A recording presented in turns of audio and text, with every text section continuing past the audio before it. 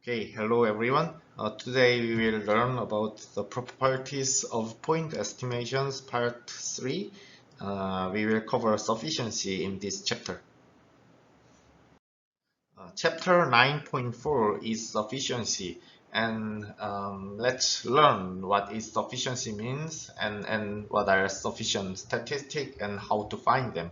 So far we have chosen estimators based on our intuitions. For example, y bar and s square are estimators for mu and sigma square, but we didn't explain why we choose these estimators and how these estimators are good or bad. Probably we proposed a method that can measure relative efficiency, so we can evaluate that our proposed estimators are good estimators than other estimators. But generally, how we can choose the best estimators, how we can choose good estimators. In this section, we would like to introduce a method that can find the sufficient statistics which have good properties, as you will learn in the future. So let's go. Has this summarization retained all information from data? So we proposed y bar and s square, and are they summarize all the informations from the data? That's the question. And actually, in this chapter, we present method for finding statistics, sufficient statistics that summarize all the information in sample about a target parameter. And so that's the concept of the sufficient statistic. And good estimators are function of sufficient statistics. Yeah, okay, so probably you may get some concept what is sufficient statistics and why we are looking for sufficient statistics. So let's move on. I would like to give you an example, a simple example, for you to understand the concept. Consider Bernoulli trials, 1 for success and 0 for failure. So our random variable xi, this is a Bernoulli, independent Bernoulli trials. And if we know y is sum of Bernoulli trials, so y will follow binomial distribution, and y can if we know the y, can we gain further information about the parameter p? That's the question, and to infer that, we calculate the conditional probability. If we know y, given that we know y, what would be the probability of x1 to xn are small x1 to small xn?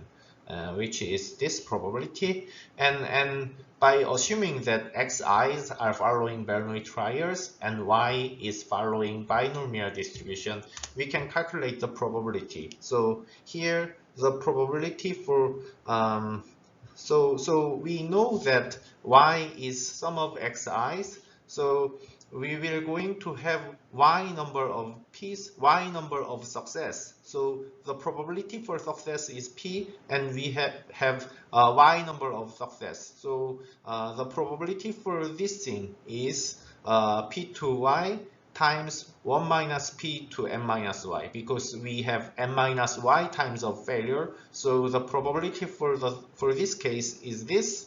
And for probability of y equals small y, since this one have binomial distribution with np, so the probability is this one. So the probability of this conditional probability is this thing. And as we can see that the resulting value do not depend on p. Conditional distribution does not depend on parameter p, and And then we can say that y is said to be sufficient for p. This is a concept for sufficient statistic, and let's move on to define sufficiency. Here is definition 9.3. Let y1, y2, and yn denote a random sample from a probability distribution with unknown parameter zeta.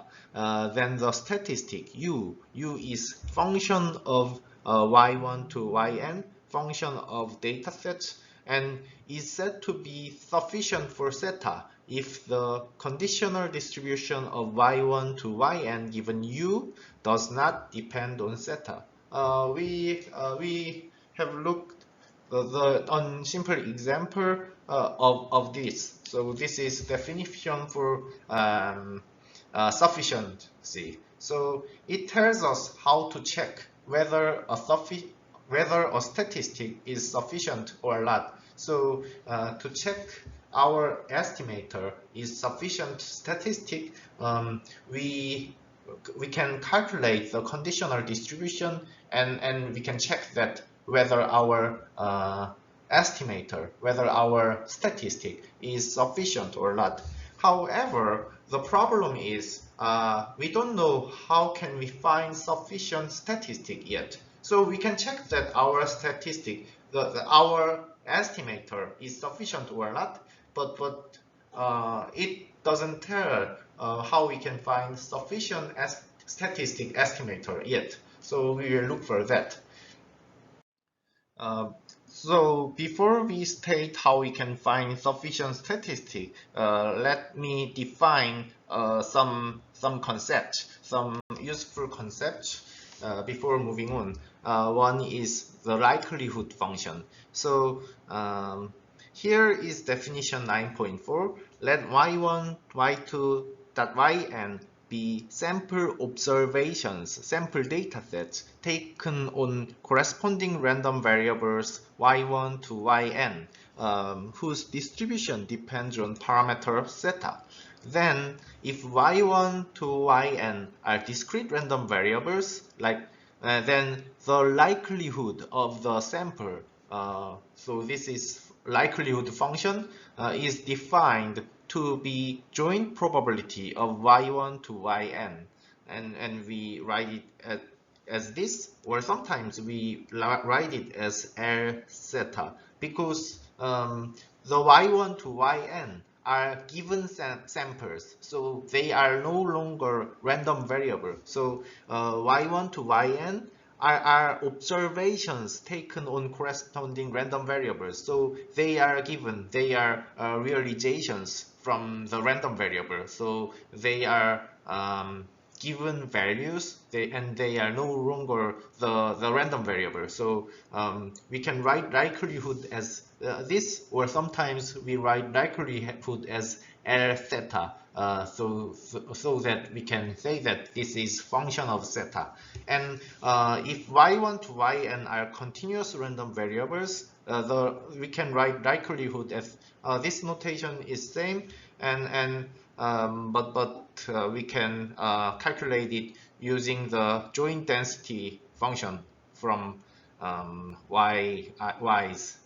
Okay, and so if we have probability function for of py, if it is the discrete random variable case, then likelihood function we can calculate it this way. So for the discrete random variables, we know the probability mass function, which are these, and to get the likelihood function, it is simply multiplying or the since y1 to yn are independent samples, we multiply the parameter probability mass for each data, then we get the likelihood function when the variables are discrete case. And if we have density function, if y1 to yn are continuous random variables, then this time we have density function f's. In this case, we have density functions, so we calculate the likelihood function by multiplying all the density functions for each data set. That's how we get the likelihood function. Okay, now let's move on to the theorem that how we can find the sufficient statistic. Um, so let U be a statistic based on the random sample of yn to yn.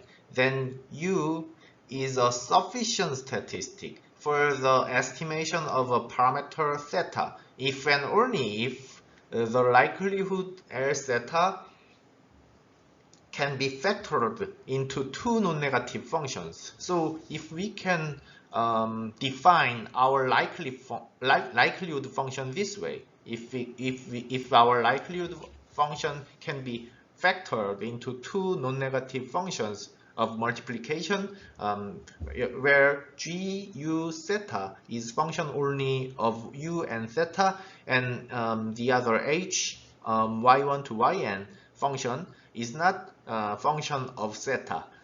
If we can factor our likelihood this way, then the U is a sufficient statistic. U is a statistic based on random samples, and then U is the sufficient statistic. Here we have small u and here we have large U. The reason is because in here y1 to yn are a realization of random variables, so they are given. So U is that corresponding thing. So if small y1 to yn are a realization from the random variable y1 to yn, then small u is also a realization from them. And the u sufficient statistic are defined using random variables y1 to yn. Okay, so this is how we can find the sufficient statistic using and for the proof for the theorem 9.4, actually it is above the level of this course, above the undergraduate level. So probably you can learn this in graduate level mathematical statistics course. So probably if you are really interested in learning these kind of things, probably this would be one more reason that you need to go to graduate school. But okay, let's move on. Let's try to solve this example 9.5 using the theorem that we just learned. Let y1 to yn be a random sample in which yi possesses the probability density of this exponential density with theta, where theta is greater than 0, I is from 1 to n. Show that y bar is a sufficient statistic for parameter theta. To show this sufficiency, we need to use the likelihood function. We need to factor our likelihood function with two factors. So let's write our likelihood function. So likelihood function for the continuous case, this is fy1 to yn given theta, and this is since y1 to yn are independent samples, y1 theta times yn theta. So this becomes multiplying all of fyi thetas. So 1 over theta, we have n number of 1 over theta, so 1 over theta nth, and e to the minus y1 divided by theta times e to the minus y2 divide theta, and e to the minus yn divide theta. And so this can be expressed as 1 over theta nth and e to the minus sum of yi divide theta.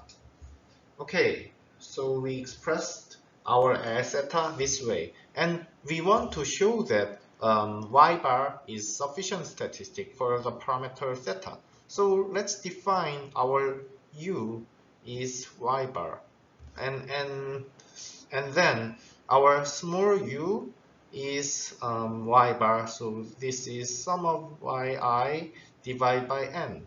So our small u would be this thing. So let's write it that way. So let's rewrite it using small u. 1 over theta nth and e to the minus u times n divided by theta. So, um, so now we can apply the theorem. So let's define this function as our g of u and theta. So this is function of u and theta and times 1. And this one is our h y1 to yn, which is not depend on theta. So this is function of y1 to yn. So not existing is also a function. So let's define this function as 1. Then this function is not depend on theta, and gu and theta. This one is the function that only with u and theta. So the likelihood can be factored with two functions of these. So we can say that the statistic u y bar is sufficient statistic by using the theorem that we just learned. Okay. Okay, let's move on to exercise problem 9.45. Actually, this is proof for the general case. Suppose that y1 to yn is a random sample from a probability density function in exponential family. So this is the definition of the exponential family densities, and there are many of exponential family distributions, like exponential distribution, gamma distribution, and etc. So you can check exponential distribution by googling it. And so for this kind of general exponential family of distributions, actually you can prove that the sufficient statistic can be formed like this. So let's see how this works. So if you have exponential family of distributions, then your L theta would be A theta. You have n number of A theta and B y 1 to B y n. Okay, and e to the minus c theta and d y1 times e to the minus c theta times d y2 e to the minus c theta times d yn. Okay, and you can rewrite this as a theta nth multiplication from I equals 1 to n b yi, and e to the minus c theta sum of d yi I equals 1 to n. So now we can define, so let's put this thing in the back. Let's put this thing in the back. So multiplying from I is 1 to n b yi, and let's remove this term. And so this one can be our g theta comma u, and in here u is sum of I equals 1 to n d yi, which is this thing is our u, and this thing is our h of y1 to yn. Okay, now we have showed that our likelihood function can be factored with two functions, g theta comma u and h y1 to yn. So this is the proof for that for the this statistic is sufficient for theta. Okay.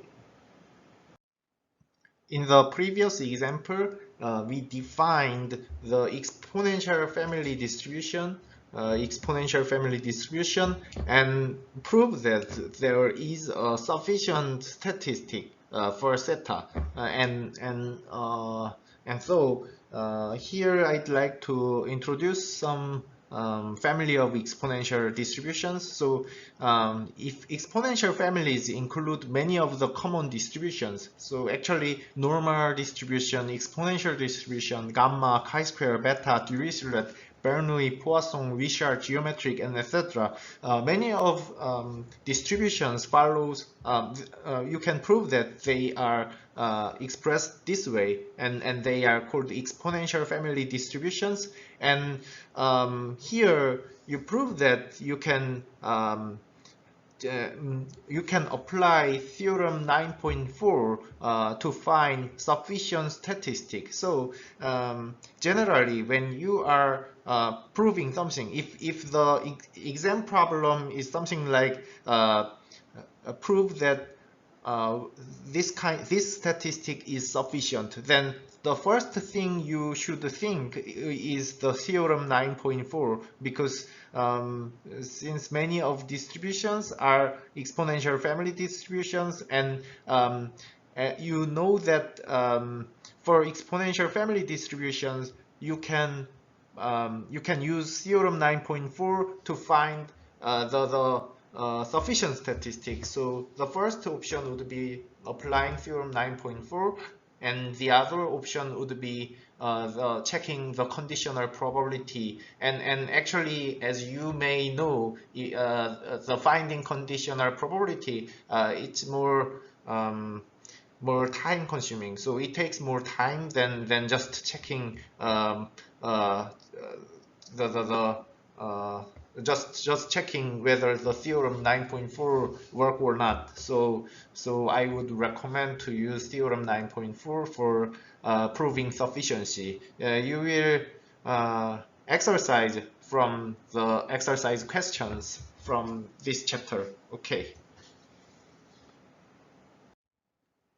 Here are homework questions for section 9.4.